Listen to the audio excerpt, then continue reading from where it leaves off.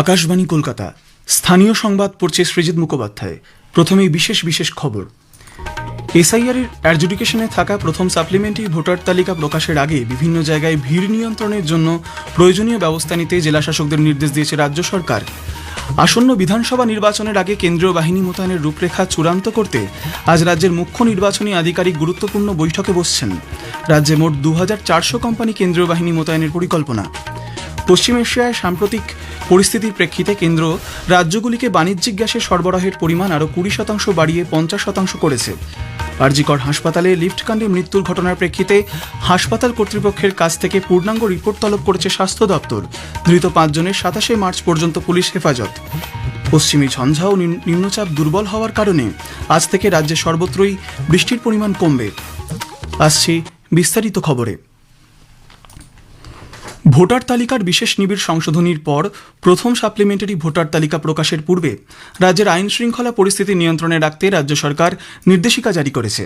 আগামীকাল এই তালিকা প্রকাশ পেতে পারে বলে খবর।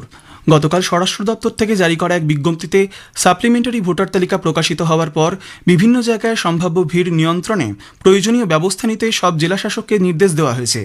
সংকটপ্রবণ এলাকায় কড়া নজরদারির ব্যবস্থা করতে হবে। এলাকায় শান্তি বজায় রাখতে হবে, সব রকম ব্যবস্থা সুনিশ্চিত করার কথা বলা হয়েছে। আসন্ন বিধানসভা নির্বাচনের আগে কেন্দ্রীয় বাহিনী মোতায়েনের রূপরেখা চূড়ান্ত করতে আজ রাজ্যের মুখ্য নির্বাচনী আধিকারিক গুরুত্বপূর্ণ বৈঠকে বসছেন। জয়েন্ট ফোর্স ডিপ্লয়মেন্ট কমিটির এই বৈঠকে উপস্থিত থাকার জন্য রাজ্যের বিশেষ পর্যবেক্ষক এন.কে মিশ্র, আইন বিভাগের এডিজি আনন্দ কুমার, সিআরপিএফের আইজি সলভ মাথুর এবং ট্রাফিক বিভাগের আইজি গৌরব শর্মাকে ডাকা হয়েছে। নির্দেশিকায় জানানো হয়েছে, কেন্দ্রীয় স্বরাষ্ট্র মন্ত্রকের পাঠানো বাহিনী মোতায়েন সংক্রান্ত পরিকল্পনা খতিয়ে দেখা এবং তার বাস্তবায়নই এই বৈঠকের মূল উদ্দেশ্য। বিশেষ করে আসন্ন বিধানসভা নির্বাচনে কেন্দ্রীয় বাহিনী কিভাবে এবং কোথায় মোতায়েন করা হবে সেই বিষয়টি বিস্তারিতভাবে আলোচনা করা হবে। আগেই জানানো হয়েছে, আসন্ন বিধানসভা নির্বাচনে রাজ্যে মোট 2400 কোম্পানি কেন্দ্রীয় বাহিনী মোতায়েনের পরিকল্পনা করা হয়েছে। এর আগে ভোট পরবর্তী হিংসার ইতিহাসের কথা মাথায় রেখে নির্বাচন পর্ব শেষ হওয়ার পরেও প্রায় 700 কোম্পানি কেন্দ্রীয় বাহিনী রাজ্যে থাকবে। এর মধ্যে ইভিএম এ নিরাপত্তার জন্য আলাদা করে 200 কোম্পানি কেন্দ্রীয় বাহিনী মোতায়েন করা হবে।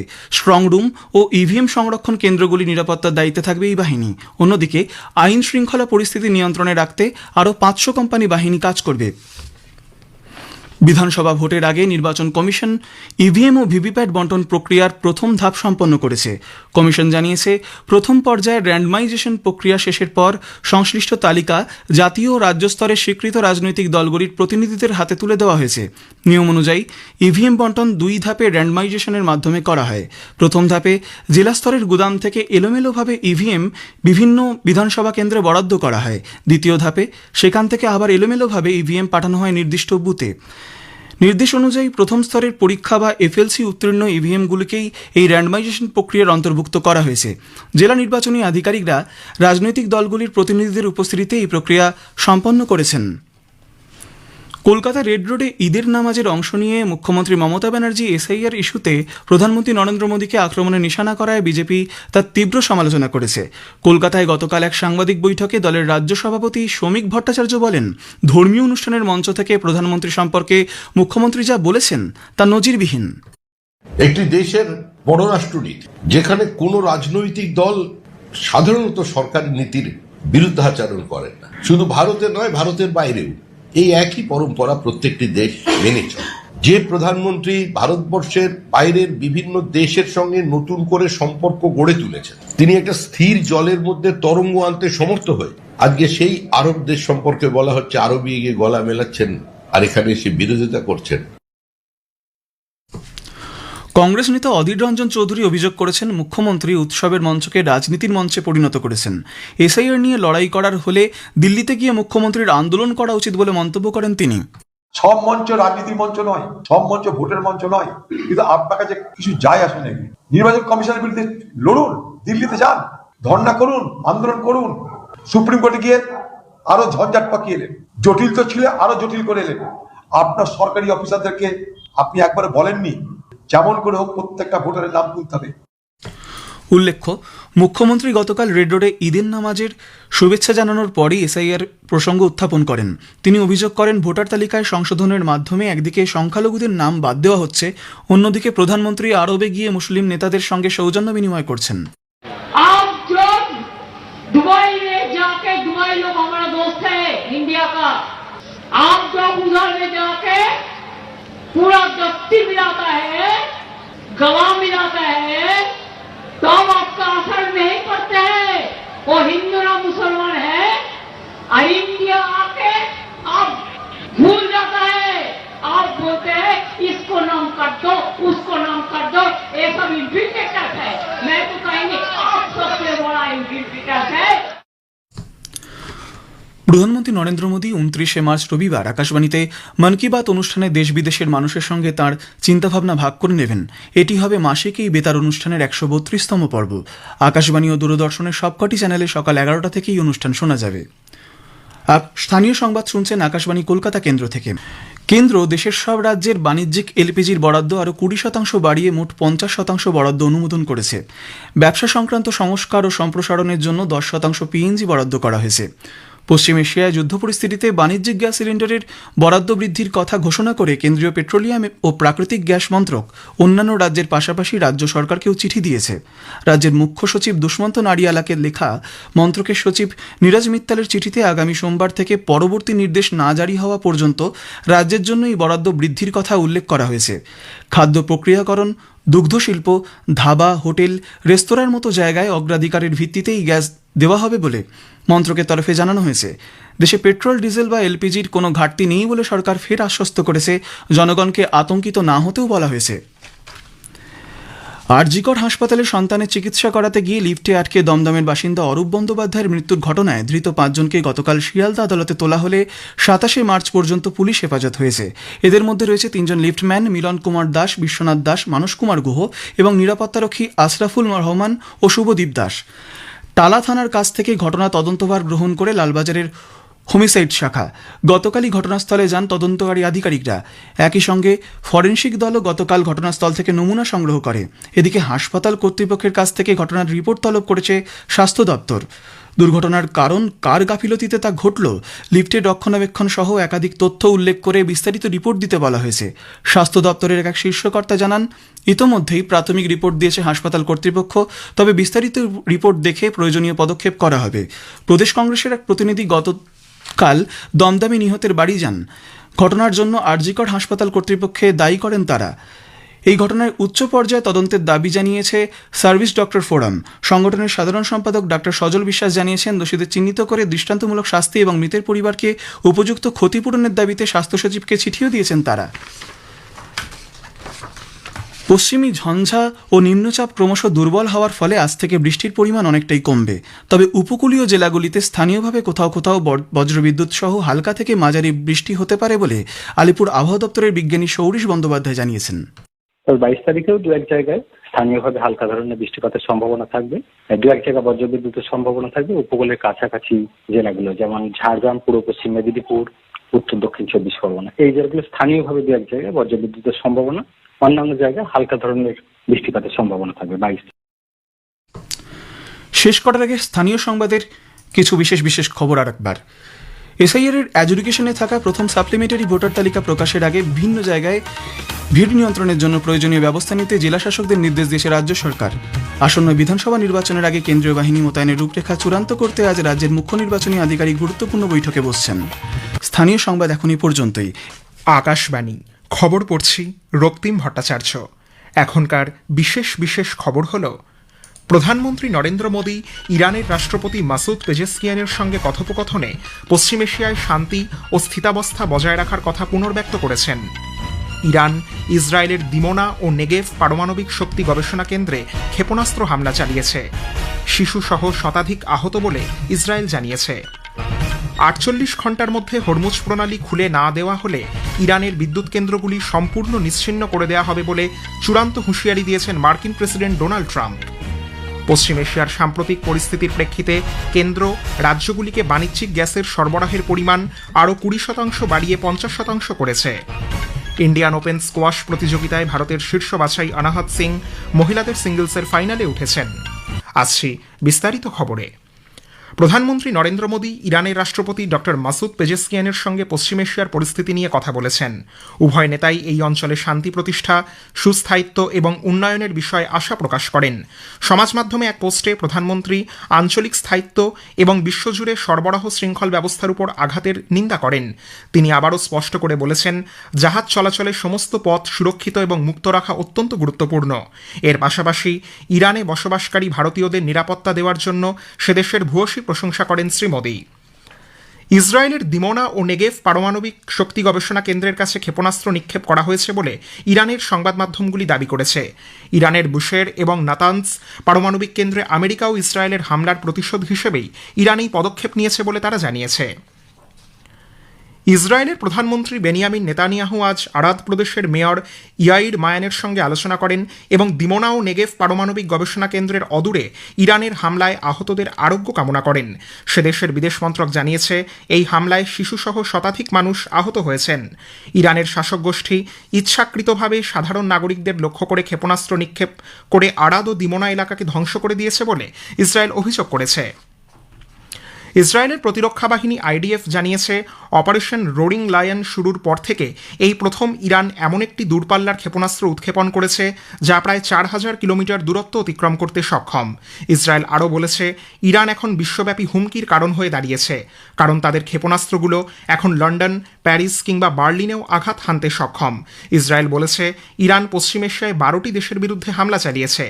এর আগে ইসরায়েলি বায়ুসেনা তেহরানের অনেকগুলো সামরিক ঘাঁটিতে একের পর এক হামলা চালায়। সংযুক্ত আরব আমিরশাহীর প্রতিরক্ষা মন্ত্রক জানিয়েছে, তাদের আকাশ প্রতিরক্ষা ব্যবস্থা গতকাল ইরানের 3টি ব্যালিস্টিক ক্ষেপণাস্ত্র এবং 8টি ড্রোন প্রতিহত করেছে। ইরানের আক্রমণ শুরুর পর থেকে সংযুক্ত আরব আমিরশাহীর আকাশ প্রতিরক্ষা ব্যবস্থা তাদের দিকে উড়ে আসা মোট 341টি ব্যালিস্টিক ক্ষেপণাস্ত্র, 15টি ক্রুজ ক্ষেপণাস্ত্র এবং 1748টি ড্রোন প্রতিহত করেছে। ইরানের এই বেপরোয়া হামলায় সশস্ত্র বাহিনীর 2 জন মৃত্যুবরণ করেছেন। এছাড়া পাকিস্তানি, নেপালি, বাংলাদেশি এবং প্যালেস্টাইনের বংশোদ্ভূত 6 জন নাগরিক প্রাণ হারিয়েছেন। যে কোনো ধরনের হুমকি মোকাবিলায় সংযুক্ত আরব আমিরশাহী সম্পূর্ণ প্রস্তুত রয়েছে বলে সেদেশের প্রতিরক্ষা ব্যবস্থা জানিয়েছে। রাষ্ট্রের নিরাপত্তা বিঘ্নিত করার যে কোনো প্রচেষ্টাকে কড়া হাতে দমন করা হবে বলে তারা স্পষ্ট বার্তা দিয়েছে। তেহরান যদি 48 ঘণ্টার মধ্যে হরমুজ প্রণালী পুনরায় খুলে না দেয়, তবে ইরানের বিদ্যুৎ কেন্দ্রগুলোকে পুরোপুরি নিশ্চিহ্ন করে দেওয়া হবে বলে চূড়ান্ত হুঁশিয়ারি দিয়েছেন মার্কিন প্রেসিডেন্ট ডোনাল্ড ট্রাম্প। সমাজ মাধ্যম ট্রুথ সোশ্যালে এক পোস্টে ট্রাম্প ইরানকে এই গুরুত্বপূর্ণ জলপথ খুলে দেওয়ার জন্য ঠিক 48 ঘণ্টা সময় বেঁধে দেন, অন্যথায় তাদের নতুন করে হামলার মুখোমুখি হতে হবে বলে হুঁশিয়ারি দেন তিনি। মার্কিন যুক্তরাষ্ট্র ইরানের বিভিন্ন বিদ্যুৎ কেন্দ্রকে লক্ষ্যবস্তু বানাবে, এক্ষেত্রে তারা প্রথমেই দেশটির বৃহত্তম বিদ্যুৎ কেন্দ্রটিকে নিশানা করবে বলেও স্পষ্ট জানান মার্কিন প্রেসিডেন্ট। ইসরায়েল লেবানন সীমান্তে ইসরায়েল ও হিজবুল্লাহ গোষ্ঠীর মধ্যে সংঘর্ষ তীব্রতর হচ্ছে, বৃহত্তর সংঘাতের আঁচ পাওয়া যাচ্ছে। বাগদাদে ইরাকের গোয়েন্দা সদর দপ্তরে ড্রোন হামলা এবং দক্ষিণ সিরিয়ায় ইসরায়েলি হামলায় সার্বভৌমত্ব লঙ্ঘনের অভিযোগে ওই অঞ্চলের দেশগুলোর সমালোচনার মুখে পড়েছে তারা। লেবাননের স্বাস্থ্য দপ্তর জানিয়েছে, ইসরায়েলের সঙ্গে সংঘাত শুরুর পর থেকে অন্তত 40 জন স্বাস্থ্যকর্মী নিহত হয়েছেন। হিজবুল্লাহ জানিয়েছে, তারা সাফেদ এবং অন্যান্য এলাকার কাছে ইসরায়েলি সামরিক ঘাঁটিগুলিতে ড্রোন ও রকেট হামলা চালিয়েছে। প্রধানমন্ত্রী নরেন্দ্র মোদী 29 মার্চ রবিবার আকাশবাণীতে মন কি বাত অনুষ্ঠানে দেশ বিদেশের মানুষের সঙ্গে তাঁর চিন্তাভাবনা ভাগ করে নেবেন। এটি হবে মাসিক এই বেতার অনুষ্ঠানের 132তম পর্ব। আকাশবাণী ও দূরদর্শনের সবকটি চ্যানেলে সকাল 11টা থেকে এই অনুষ্ঠান শোনা যাবে। আকাশবাণীর সংবাদ website news on AIR mobile app, Akashvani ও দূরদর্শনের সংবাদ বিভাগ, প্রধানমন্ত্রীর দপ্তর ও তথ্য সম্প্রচার মন্ত্রকের ইউটিউব চ্যানেলেও অনুষ্ঠানটি শোনা যাবে। হিন্দিতে মূল অনুষ্ঠানটির পর সম্প্রচারিত হবে এর আঞ্চলিক ভাষার তর্জমা। খবর শুনছেন আকাশবাণী থেকে। কেন্দ্র দেশের সব রাজ্যে বাণিজ্যিক এলপিজির আরও 20% বরাদ্দ অনুমোদন করেছে। এর ফলে মোট বরাদ্দ বেড়ে 50% পৌঁছচ্ছে। পাইপবাহিত প্রাকৃতিক গ্যাস বা পিএনজি সংযোগ ব্যবস্থা আরও সম্প্রসারিত করার লক্ষ্যে 10% বরাদ্দ করা হয়েছে। এই অতিরিক্ত বরাদ্দের ক্ষেত্রে রাজ্য বা স্থানীয় সংস্থা পরিচালিত রেস্তোরাঁ, ধাবা, হোটেল, ক্যান্টিন, দুগ্ধশিল্প, ভর্তুকিপ্রাপ্ত ক্যান্টিন এবং অন্যান্য ক্ষেত্রগুলিকে অগ্রাধিকার দেওয়া হবে। এই প্রসঙ্গে পেট্রোলিয়াম ও প্রাকৃতিক গ্যাস মন্ত্রকের সচিব নীরজ মিত্তল সব রাজ্য ও কেন্দ্রশাসিত অঞ্চলের মুখ্য সচিবদের চিঠি লিখে জানিয়েছেন এই বরাদ্দ সোমবার থেকে কার্যকর হবে। চিঠিতে তিনি বলেছেন, সামগ্রিক 50% বরাদ্দ থেকে বাণিজ্যিক এলপিজি পেতে গেলে আগে সব বাণিজ্যিক ও শিল্প সংগঠনের এলপিজি গ্রাহকদের তেল বিপণন সংস্থা ওএমসির কাছে নাম নথিভুক্ত করতে হবে। পশ্চিম এশিয়ার উত্তেজনা পরিস্থিতির মধ্যে উদ্ভূত সংকট নিরসনে সরকার তার সমাধান প্রক্রিয়া জোরদার করার পাশাপাশি নাগরিকদের ফের আশ্বস্ত করে বলেছে, দেশে পেট্রোল, ডিজেল বা এলপিজির কোনো ঘাটতি নেই, জনগণের আতঙ্কিত হওয়ার কোনো কারণ নেই। পেট্রোলিয়াম ও প্রাকৃতিক গ্যাস মন্ত্রক গতকাল এক বিবৃতিতে জানিয়েছে, শোধনাগারগুলো থেকে অভ্যন্তরীণ এলপিজি উৎপাদন বাড়ানো হয়েছে। বাণিজ্যিক প্রতিষ্ঠানগুলোতে পিএনজি সংযোগকে অগ্রাধিকার দিতে সিটি গ্যাস ডিস্ট্রিবিউশনকে পরামর্শ দেওয়া হয়েছে। এছাড়াও প্রধান শহর ও শহরাঞ্চলের বাণিজ্যিক এলপিজি গ্রাহকদের পিএনজি ব্যবহার শুরু করার পরামর্শ দেওয়া হয়েছে। পাশাপাশি রাজ্যগুলোকে গ্যাসের অবৈধ মজুতদারি ও কালোবাজারির বিরুদ্ধে কঠোর ব্যবস্থা নিতে বলেছে মন্ত্রক। এজন্য সব অঞ্চলে অভিযান চালিয়ে যাওয়া হবে বলেও মন্ত্রকের পক্ষ থেকে জানানো হয়েছে। বন্দর, জাহাজ চলাচল ও জলপথ পরিবহন মন্ত্রক জানিয়েছে, হরমুজ প্রণালী দিয়ে জাহাজ চলাচল, বন্দরগুলির কার্যকলাপ, ভারতীয় নাবিকদের নিরাপত্তা এবং সামুদ্রিক বাণিজ্যের ধারাবাহিকতার উপর নিবিড়ভাবে নজর রাখা হচ্ছে। মন্ত্রক বলেছে, এই অঞ্চলে সব ভারতীয় নাবিক নিরাপদে রয়েছেন। গত 24 ঘণ্টায় ভারতীয় পতাকাবাহী কোনো জাহাজে কোনো অনভিপ্রেত খবর পাওয়া যায়নি। মন্ত্রক জানিয়েছে, পশ্চিম পারস্য উপসাগরীয় অঞ্চলে 611 জন ভারতীয় নাবিক সহ মোট 22টি ভারতীয় পতাকাবাহী জাহাজ রয়েছে। ডিজি শিপিং পরিস্থিতি পর্যবেক্ষণ করছেন। বিদেশ মন্ত্রক জানিয়েছে, পশ্চিম এশিয়ায় বসবাসকারী ভারতীয়দের নিরাপত্তা সুনিশ্চিত করতে সরকার লাগাতার কাজ করে চলেছে। ফেব্রুয়ারির শেষ থেকে হিসেব করলে এই অঞ্চল থেকে প্রায় 3.5 লক্ষ মানুষ দেশে ফিরেছেন বলেও মন্ত্রক জানিয়েছে। বেশ কয়েকটি দেশ থেকে উড়ান চলাচল অব্যাহত রয়েছে, যদিও আকাশসীমা সংক্রান্ত বিধিনিষেধের কারণে কিছু বিমান বিকল্প পথে চালানো হচ্ছে। প্রতিরক্ষামন্ত্রী রাজনাথ সিং বলেছেন, আধুনিক সময়ে যুদ্ধের নির্দিষ্ট সীমানা বলে এখন আর কিছু হয় না। জাতীয় নিরাপত্তার সঙ্গে অর্থনৈতিক, ডিজিটাল, জ্বালানি ক্ষেত্র ওতপ্রোতভাবে যুক্ত। উত্তরাখণ্ডের ঘোড়াখালীর সৈনিক স্কুলের প্রতিষ্ঠা দিবস ও হীরক জয়ন্তী উদযাপন অনুষ্ঠানে ভার্চুয়াল ভাষণে শ্রী সিং একটি শক্তিশালী সামরিক বাহিনীর প্রয়োজনীয়তার উপর জোর দেন। তিনি উল্লেখ করেন, এখনকার সময় যুদ্ধে সাইবার, মহাকাশ ও তথ্য আদান প্রদানও জড়িত। वारफेयर में इकोनॉमिक वारफेयर के माध्यम से देशों को कमजोर किया जाता है। साइबर वारफेयर के जरिए पूरे सिस्टम को प्रभावित किया जा सकता है। स्पेस डोमेन में भी प्रतिस्पर्धा और सुरक्षा एक बड़ा विषय बन चुका है और सबसे महत्वपूर्ण बात यह है कि आज इंफॉर्मेशन वारफेयर का दौर है, जहां नैरेटिव को कंट्रोल करना भी वारफेयर का इंपॉर्टेंट पार्ट बन चुका है। সিবিআই গতকাল একটি ব্যাংক জালিয়াতি মামলায় রিলায়েন্স এডিএ গ্রুপের শীর্ষ আধিকারিকদের জিজ্ঞাসাবাদ করেছে। স্টেট ব্যাংক অফ ইন্ডিয়ার দায়ের করা এই মামলায় 2900 কোটিরও বেশি টাকার জালিয়াতির কথা বলা হয়েছে।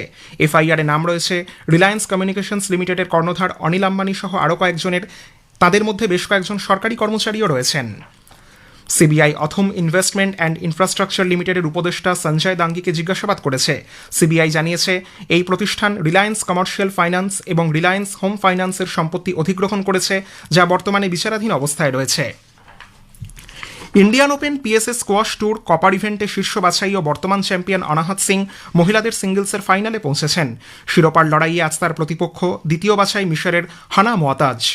মুম্বাইয়ে গতকাল সেমিফাইনালে অনাহত স্বদেশী প্রতিদ্বন্দ্বী তানভি খান্নাকে 3-1 গেমে পরাজিত করে ফাইনাল নিশ্চিত করেন। শেষ করার আগে খবরের বিশেষ কিছু অংশ আরও একবার। প্রধানমন্ত্রী নরেন্দ্র মোদী ইরানের রাষ্ট্রপতি মাসুদ পেজেশকিয়ানের সঙ্গে কথোপকথনে পশ্চিম এশিয়ায় শান্তি ও স্থিতাবস্থা বজায় রাখার কথা পুনর্ব্যক্ত করেছেন। ইরান ইসরায়েলের দিমোনা ও নেগেভ পারমাণবিক শক্তি গবেষণা কেন্দ্রে ক্ষেপণাস্ত্র হামলা চালিয়েছে। শিশুসহ শতাধিক আহত বলে ইসরায়েল জানিয়েছে। 48 ঘণ্টার মধ্যে হরমুজ প্রণালী খুলে না দেয়া হলে ইরানের বিদ্যুৎ কেন্দ্রগুলি সম্পূর্ণ নিশ্চিহ্ন করে দেওয়া হবে বলে চূড়ান্ত হুঁশিয়ারি দিয়েছেন মার্কিন প্রেসিডেন্ট ডোনাল্ড ট্রাম্প। খবর শেষ হলো।